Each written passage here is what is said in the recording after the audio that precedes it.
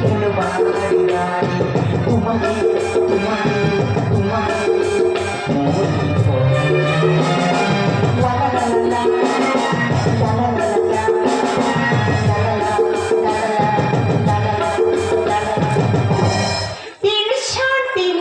Tension.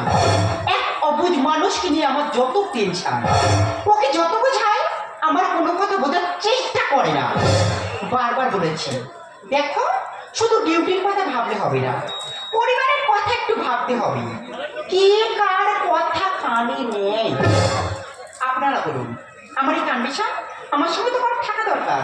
শাশুড়ি মা অসুস্থ মানুষ, বয়স হয়েছে, ওনাকে তো চাপ দিতে পারি না।